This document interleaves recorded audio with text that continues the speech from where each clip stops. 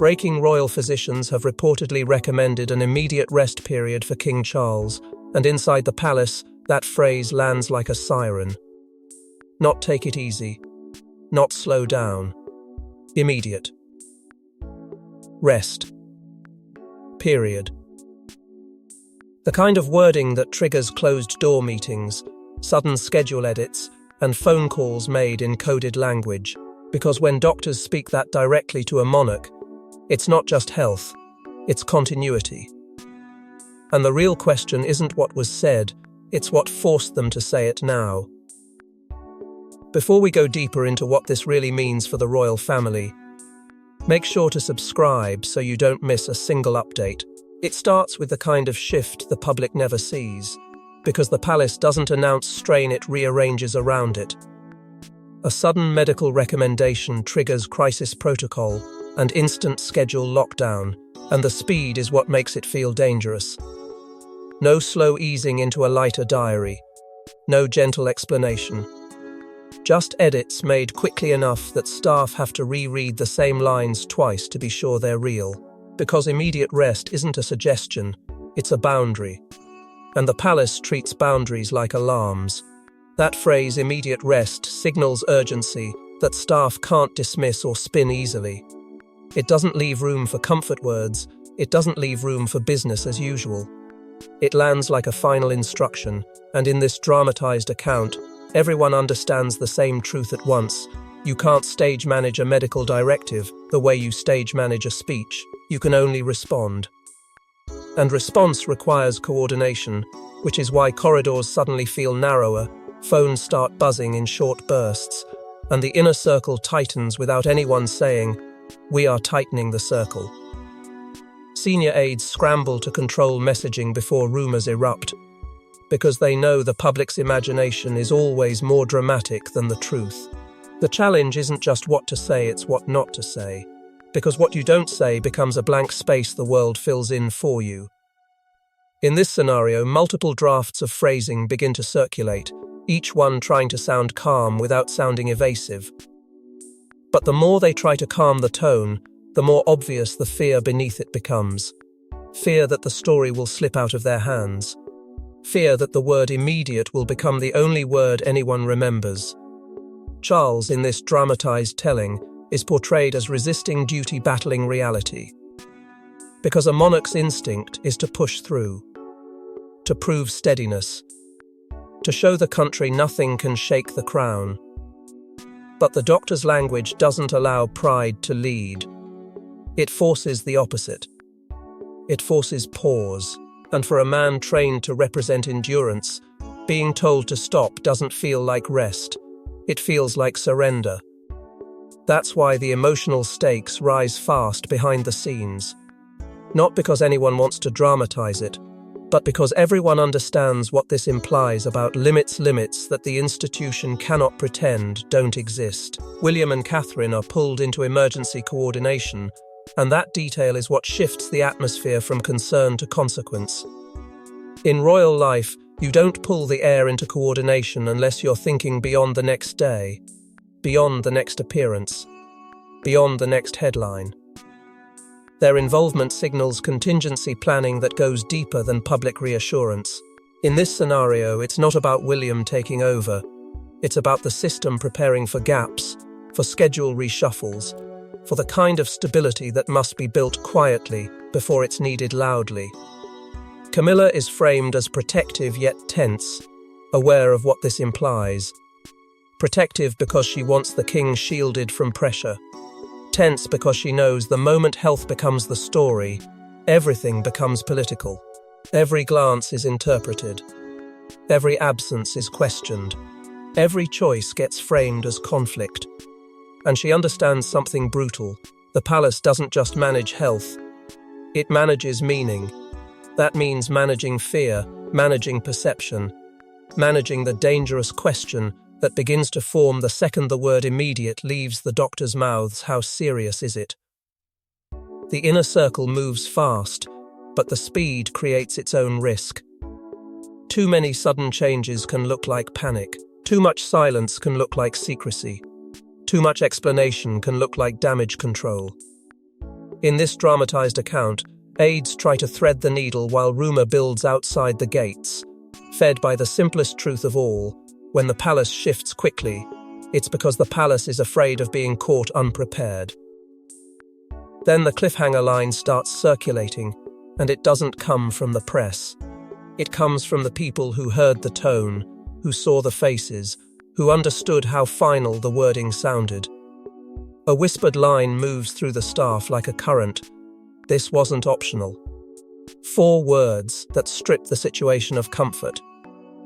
Because if it wasn't optional, then this wasn't merely caution.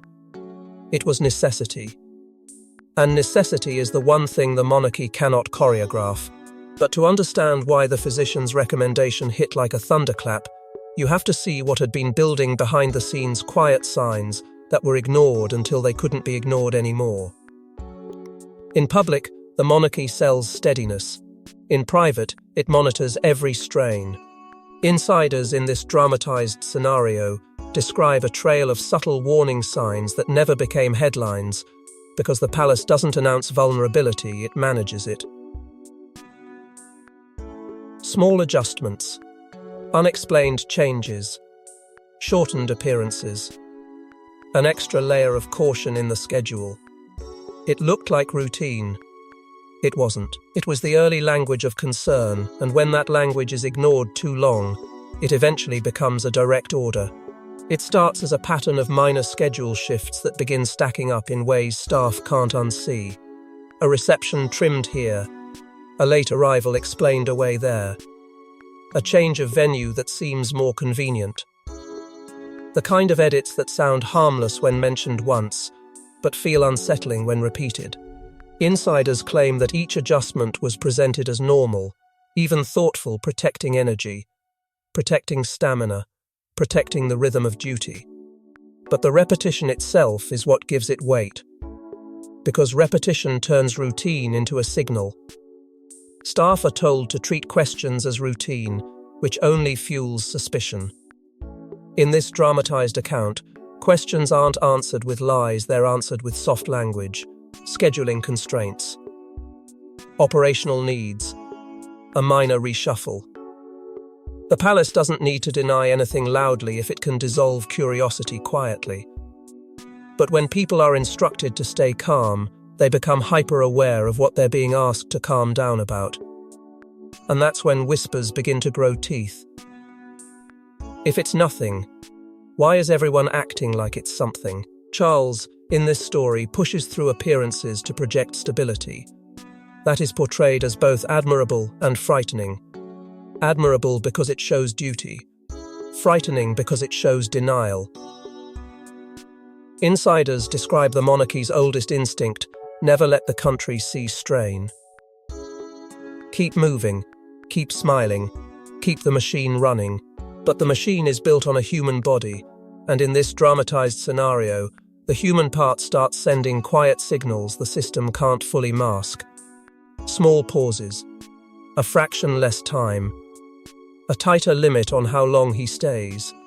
Signs subtle enough to be dismissed publicly, but not subtle to the people who work close enough to feel the atmosphere change. Physicians' concerns are described as escalating quietly, not through dramatic warnings, but through increasing caution. The manager's telling suggests the advice becomes more specific over time: rest longer, reduce pressure, shorten exposures, protect recovery windows. It's the language of someone trying to prevent a crisis by whispering before they have to shout. But the palace world doesn't love whispers from doctors, because whispers require restraint. And restraint looks like weakness in a system obsessed with strength. Courtiers split, as insiders describe it, into 2 instincts that cannot comfortably coexist: protect the king's image versus protect the king's well-being. One camp argues the public must see continuity, because continuity is the monarchy's oxygen. If the diary looks too light, rumor explodes. If events are cancelled, speculation becomes the story. The other camp argues the opposite. Pushing too hard creates the very crisis they fear. In this dramatized scenario, the split is never labeled as conflict, but it feels like conflict, because each side is certain they are preventing disaster. And when two groups both believe they are preventing disaster, compromise becomes rare. William's camp grows watchful, reading the signals, not because they want any shift, but because the heir learns early to interpret what the palace refuses to say directly. Insiders suggest William doesn't need confirmation to recognize pattern. He sees the tightening circle, the cautious scheduling, the way briefings become more frequent, the way language becomes more carefully selected. And that watchfulness isn't ambition, it's responsibility. Because if the king's capacity changes, the institution must adapt fast. And adaptation is never simple when the palace is trying to look unchanged. Then comes the cliffhanger. A private briefing lands that changes the timeline overnight. In this dramatized account, it doesn't arrive like a casual update. It arrives like a boundary. A moment when the language stops being cautious and becomes clear. Staff who read it move differently afterward. Conversations shorten. Plans are rechecked. The tone shifts from manage to prepare. Because the briefing doesn't just summarize the concern, it reframes the urgency. It turns quiet adjustments into something that feels like a countdown. And when that briefing arrives, the story stops being about careful adjustments and becomes about what the palace is afraid the public will connect. Here's what makes the recommendation feel different. Immediate. That word doesn't belong to ceremonial life. It belongs to emergencies. In this dramatized story, insiders say that word hits the inner circle like a verdict because it suggests the doctors aren't negotiating with tradition anymore. And when medicine stops negotiating, everyone else is forced to react. Charles can't power through an immediate order without turning his strength into risk. And risk is the one thing the monarchy can't afford. Because immediate reframes the issue from wellness to urgency in a single breath. Wellness can be staged. Urgency can't. Wellness can be explained with soft language and lighter diaries. Urgency forces decisions that leave fingerprints. In this story, the word becomes a trigger that flips the palace from slow management to instant reaction. Advisors scramble to create a believable public explanation, not because they want to deceive, but because they know the public will write its own explanation if the palace doesn't provide one fast enough. And the public's version is always louder, darker, and harder to contain. Charles is portrayed as frustrated, feeling boxed in by reality. Because for a monarch, rest is not merely physical. It's symbolic. It looks like retreat. It looks like weakness. It looks like limitation. And the king in this dramatized scenario has spent a lifetime proving he is not limited by strain. That's why the tension rises behind the scenes, not through shouting, but through that sharp, controlled anger of someone who feels the ground shifting under their feet while they're still expected to stand perfectly still. Camilla is depicted as insisting on protection over optics, and that insistence becomes its own pressure point. Protection means fewer engagements, fewer appearances, fewer opportunities for the palace to project stability through ritual. But optics are what the institution uses as armor, and when you remove armor, the fear shows. William recognizes the danger of mixed messaging immediately, because mixed messaging is how rumors become official truth. If the palace says routine while the schedule screams urgent, the contradiction becomes the headline. And in royal life, the headline becomes reality whether anyone likes it or not. Staff sense a deeper fear creeping in. What if the next step isn't optional? The word immediate sounds like the beginning of a staircase, not a single instruction. It suggests follow-ups. It suggests monitoring. It suggests decisions that may not belong to the palace at all, but to medicine. And that is what makes the institution uneasy, because medicine doesn't care about tradition. Medicine cares about limits, and limits are the one thing the monarchy struggles to admit. Then the most chilling detail emerges. A line in the doctor's note is quietly removed from an internal draft, not because it was false in this dramatized scenario, but because it was too clear, too final, too hard to spin. Something that implied the king's ability to keep the pace had changed in a way they could not disguise with language. Removing it buys calm, but it also confirms panic. Because you don't remove a line unless you fear what it would force the public to conclude. But the real reason that line was removed becomes clear when you learn what it implied about the king's ability to keep the pace, and who would have to step forward if he couldn't. When royal plans collapse, the palace doesn't panic publicly, it panics privately. In this story, the rest recommendation triggers rapid containment, fewer briefings, tighter circles, and sudden maintenance changes to the diary designed to buy time. Every word is weighed. Every call feels dangerous. Because the palace knows something the public forgets, health news doesn't stay medical. It becomes political. And tonight, they're trying to keep control of a fire that rumor is already feeding. Staff access narrows until only a tiny inner ring stays informed, and even they are given information in careful fragments, enough to act, not enough to leak. Competing explanations circulate, revealing disagreement at the top. One camp wants transparency to prevent speculation. Another wants silence to prevent escalation. Advisors rush to protect public confidence with careful phrasing, trying to make urgency sound like routine without creating the kind of vagueness that screams cover up. Quiet blame begins, because panic always needs a target. Who pushed the king too hard? Who ignored earlier warnings? Who insisted on appearances when adjustments were already stacking up? And as that blame spreads in whispers, leak risk spikes the moment the diary changes, because sudden changes are the scent that draws opportunists. The palace tightens again, trying to lock down the narrative before the narrative locks down them. Meanwhile, William's team begins parallel planning for continuity under routine language. Because continuity is what keeps the machine from wobbling.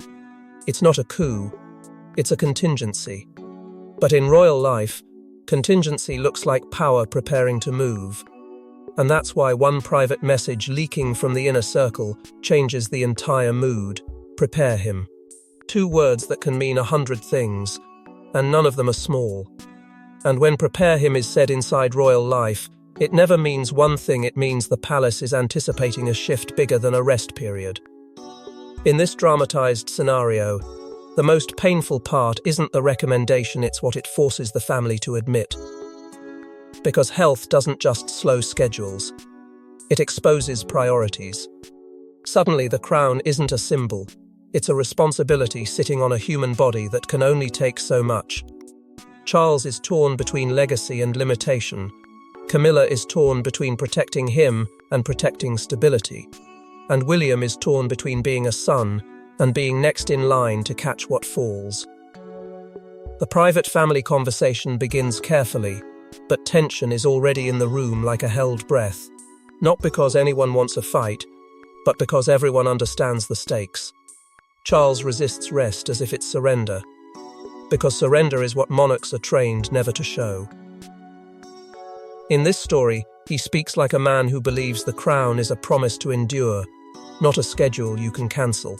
He pushes back against the wording, against the urgency, against the idea that immediate could ever apply to him without turning into a public alarm bell. Camilla pushes for protection, risking optics backlash, because she hears something in the doctor's language that others keep trying to translate into softer words. She isn't arguing for comfort, she's arguing for safety. And safety, in royal life, is complicated because safety requires limits, and limits invite questions. Still, she insists, because she's seen what happens when pride wins over caution. She is protective in a way that feels almost fierce, and the fierceness shocks the room because it reveals fear that has been hidden behind composure. William insists mixed messaging will breed chaos. He isn't cold. He's calculating. Because calculation is how you prevent panic. In this dramatized account, he recognizes the palace's greatest vulnerability: contradiction.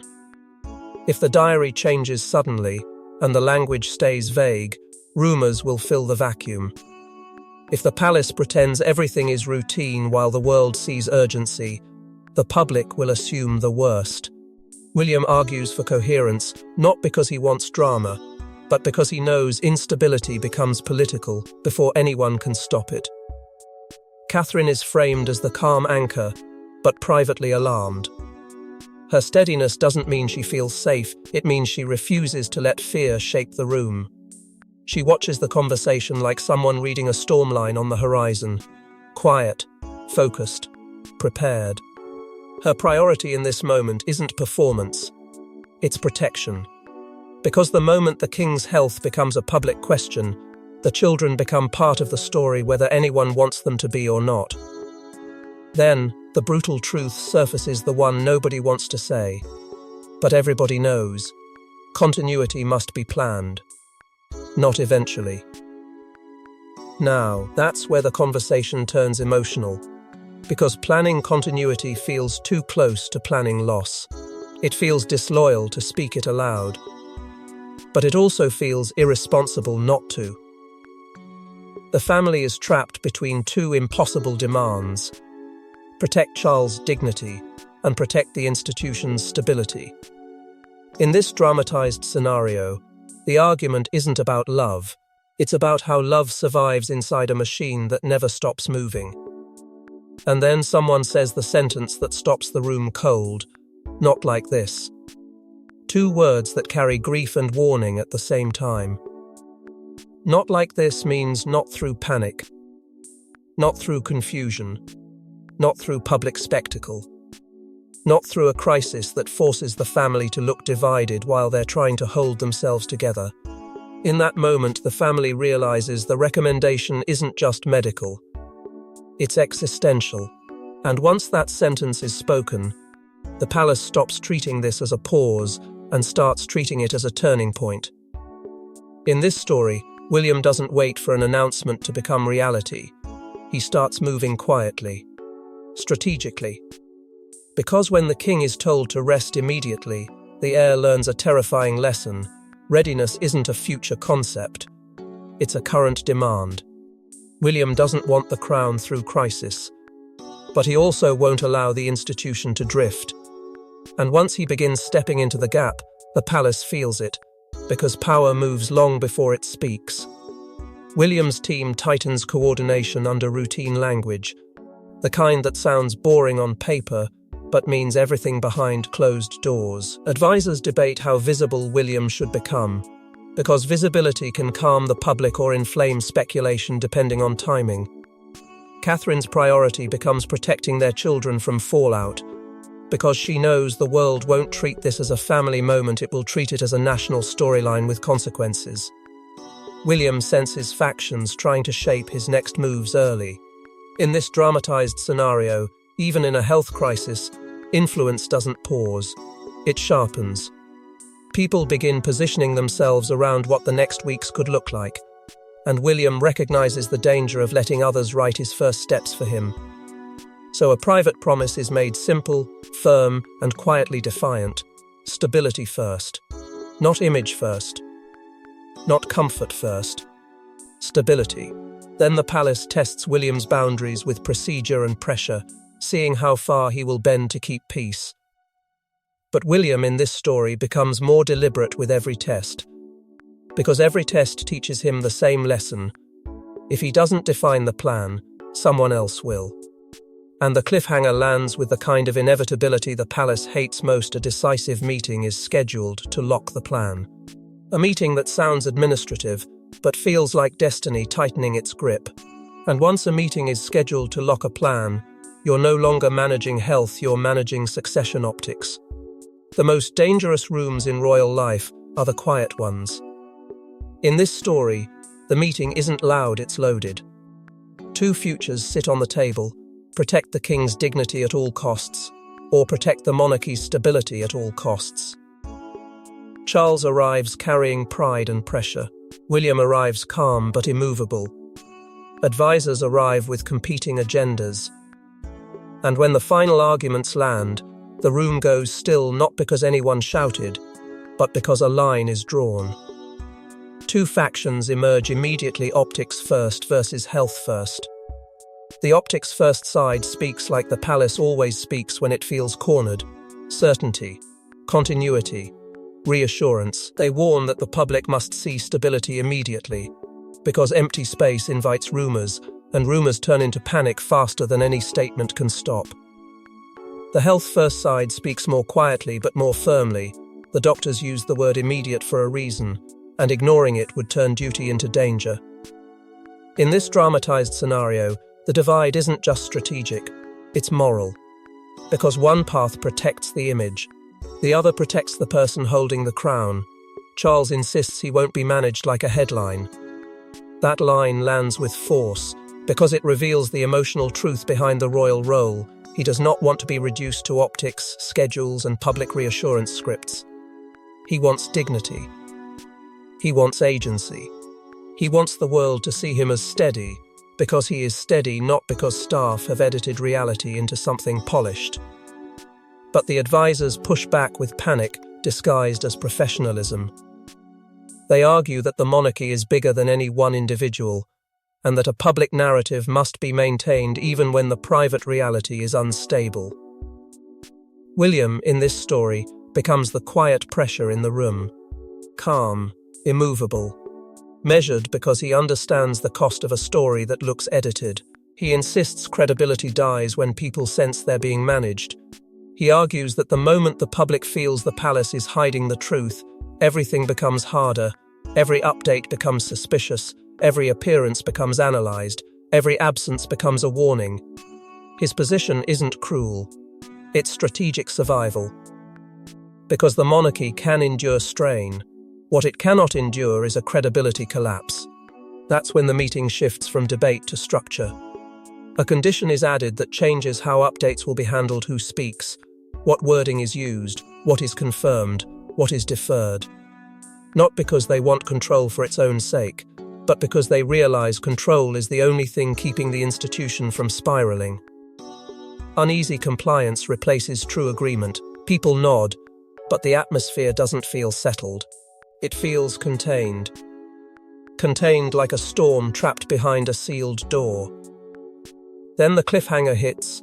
One final clause is inserted, something nobody expected. In this dramatized account, it's the kind of clause that quietly redraws power lines. It doesn't just manage the rest period. It dictates how the palace will operate around the king's health going forward. It sets boundaries not just for his diary, but for who has access, who is briefed, and how quickly the heir must be ready to step into gaps without making it look like succession is being rehearsed. That clause doesn't sound dramatic. It sounds procedural. But procedure is how the palace enforces reality without admitting it has changed. And when that clause becomes known, it's clear the rest period wasn't just medical, it was the beginning of a new control structure inside the palace. This is where people expect the storm to fade. But in this story, it doesn't. The palace looks polished again. The diary looks neat again. The faces look calm again, but the fear underneath remains. Because once doctors recommend an immediate rest period, the monarchy learns something it can't unlearn. The machine depends on the human. Charles appears more guarded. William appears more present. And every routine update now sounds like it's hiding a second meaning. A quiet order forms tighter messaging, fewer leaks, narrower circles. Public calm masks private resentment and strategic tension, because everyone inside knows they're now living in a different era of caution. The monarchy continues, but it continues differently.